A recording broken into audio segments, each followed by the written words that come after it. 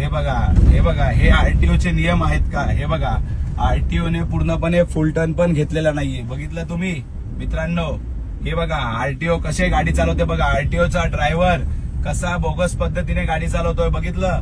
RTO officer गाडीत बसले असताना देखील रॉंग साईडने ह्या आरटीओच्या ड्रायव्हरने गाडी घेतलेली आहे. एवढं इमर्जन्सी आहे का साहेब तुम्हाला कुठे जायचं?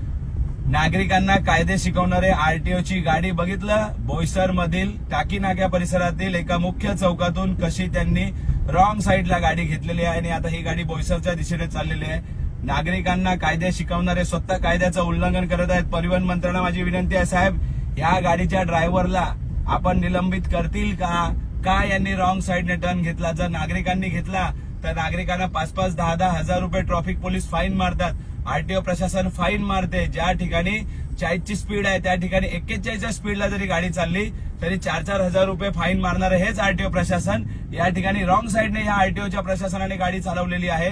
तर ह्या आरटीओच्या प्रशासनावरती आपण कारवाई करतील का? माननीय परिवहन मंत्री साहेब, ही गाडी MH04 LT 6748 कोण ड्रायव्हर चालवत आहेत त्याची चौकशी करा. आणि बाजूला बसलेले 3 स्टार ऑफिसर, त्यांना पण नियम माहिती नाहीत का? त्यांनी ड्रायव्हरला सांगायचं ना बाबा बाजूने तू गाडी नको घेऊ.